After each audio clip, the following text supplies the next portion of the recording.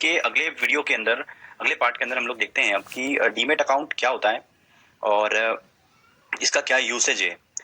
तो 1996 से पहले जब डिपॉजिटरी एक्ट नहीं आया था, अभी डिपॉजिटरी क्या होता है मैं आपको बताऊंगा। तो 1996 से पहले जब डिपॉजिटरी नहीं आया था, तो उससे पहले जब किसी को किसी कंपनी का स्टॉक या शेयर बाई करना होता था तो उसको फिजिकल फॉर्म में वो परचेज करना होता था। तो सपोज जैसे मुझे उसमें रिलायंस का शेयर बाई करना था, तो रिलायंस का शेयर मुझे पेपर पे आता था।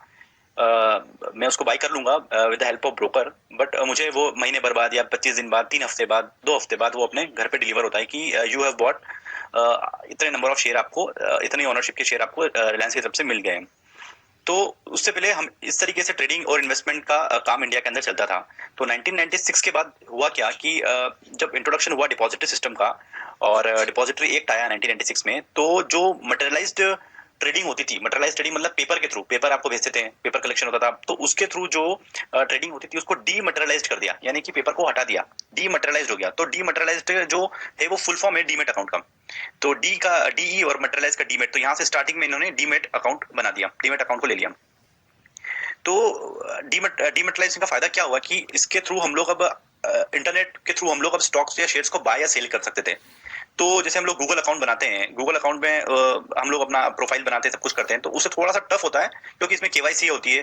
तो आपका अकाउंट उसी तरीके से होता है, आपको ऑनलाइन सब कुछ दिखेगा इसके अंदर, आपको आईडी पासवर्ड मिल जाता है। अगर आप उसमें आईडी पासवर्ड लॉगिन करके जाएंगे तो आपको अपना अकाउंट ओपन हो जाएगा, सेम लाइक अभी जैसे इंटरनेट बैंकिंग होती है हमारे पास। तो उसमें आपको पता लग जाएगा कि मुझे किस स्टॉक को मैंने बाई कर रखा है। तो आपको 2 से 3 महीने बाद या 1 महीने बाद, 25 दिन बाद जो आपको शेयर पेपर के फॉर्म में मिलता था, वो उस समय आप बाई करते थे। दो से जैसे कि T+2 में आपको डिलीवर हो जाता है, तो आपकी स्क्रीन आपके अकाउंट के अंदर शो करता है कि आपने इस पर्टिकुलर कंपनी के शेयर बाई किए हुए हैं। तो हम आता है कि वाई डीमेटलाइज, तो पेपर का यूज नहीं हुआ तो काफी ट्रेडिंग और एक्टिविटीज काफी फास्ट हो चुकी थी।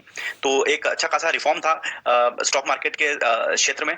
तो डीमेटलाइज का फॉर्म जब चालू हुआ तो काफी लोगों ने इंटरेस्ट दिखाना स्टार्ट किया। शुरू शुरू में काफी लोगों के मन में डर था कि क्या होगा, किस तरीके से मैं पैसा लगा रहा हूँ, क्या ये ऑनलाइन दिखेगा, क्योंकि उस समय काफी चलन नहीं था इन सब चीजों का कि ऑनलाइन हम लोग किसी चीज को बाई कर लें, सेल कर लें। तो 1996 में ये चीज आ चुकी थी। अगला हम लोग देखते हैं कि यूज क्या है डीमेट अकाउंट का। ऑब्वियसली बात है, मुझे कोई शेयर परचेस करना है किसी भी कंपनी का, तो मुझे डीमेट अकाउंट की जरूरत पड़ेगी, क्योंकि आज पेपर पे हम लोग मटेरियलाइज्ड स्टॉक्स नहीं खरीद सकते किसी भी कंपनी का। तो 1996 के बाद हुआ क्या, जिन लोगों के पास पेपर फॉर्म में या मटेरियलाइज फॉर्म में जो स्टॉक्स रखे हुए थे, वो एक प्रोसेस के थ्रू उनको डीमेट उन लोगों ने करवा दिया है, और वो शेयर खराब नहीं होते थे, वो उनके स्क्रीन में शो करना स्टार्ट कर देते हैं। उसकी प्रोसेस होती है 15 से 20 दिन की, उसके बाद वो आपके अकाउंट में शो करना स्टार्ट कर देते हैं।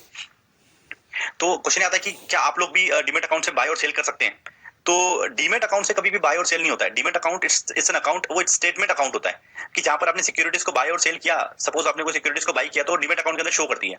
आपको बाय और सेल करने के लिए जो अकाउंट ओपन करवाना होता है वो ट्रेडिंग अकाउंट ओपन करवाना होता है, बट हम लोग उसको चलन भाषा में बोलते हैं कि डीमेट अकाउंट ओपन कर लिया। बट डीमेट अकाउंट के अंदर ट्रेडिंग अकाउंट होता है जिससे हम लोग स्टॉक्स को बाय और सेल करते हैं। तो ट्रेडिंग अकाउंट क्या होता है हम लोग इसको एक बार समझ लेते हैं। तो देखिए,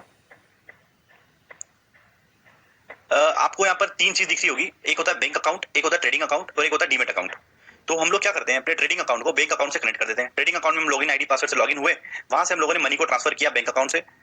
10,000 रुपीज का डिपॉजिट हम लोगों ने वहां से इंटरनेट बैंकिंग के थ्रू हम लोग ले सकते हैं, तो पैसा हमारे ट्रेडिंग अकाउंट के अंदर आ जाएगा। ट्रेडिंग अकाउंट से हम लोग बाय और सेल कर सकते हैं सिक्योरिटीज को। वो कैसे करते हैं, क्या करते हैं, वो आने वाले वीडियोस के अंदर आपको पता लग जाएगा। तो सपोज करते हैं कि मैंने स्टॉक एसबीआई का बाई किया है 260 की प्राइस पे, 100 स्टॉक बाई किए, तो आपके डीमेट अकाउंट में T+2 टाइम प्लस 2 दिन के बाद आपका पैसा आज डिडक्ट हो जाएगा। T+2 दिन के बाद आपको वो डीमेट अकाउंट के अंदर शो करेगा कि आपके पास एसबीआई के इस प्राइस के इतने शेयर आपके पास रखे हुए हैं।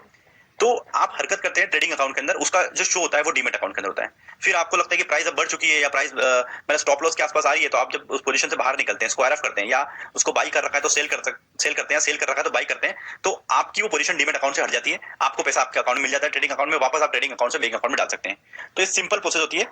तो आई होप कि आप लोगों को ट्रेडिंग डीमेट अकाउंट समझ में आया होगा। तो हम लोग एक छोटा सा पॉइंट डिस्कस करते हैं जिन लोगों के लिए कि भैया क्यों लोग ट्रेड करते हैं। तो जो लोग नए वो ट्रेड इसलिए करते हैं क्योंकि उनको पैसा बनाना होता है। प्राइस मूवमेंट होता है दिन भर वर्किंग डेज में, मंडे से लेकर फ्राइडे तक मार्केट ओपन होता है 9:15 से लेकर 3:30 तक में। तो प्राइस का मूवमेंट ऊपर नीचे होता है, वो होता है डिमांड एंड सप्लाई की वजह से। तो लोग उसमें पैसा बनाने की कोशिश करते हैं प्राइस के मूवमेंट के अकॉर्डिंग। तो लोग काफी अच्छा पैसा बना रहे हैं इस मार्केट के अंदर।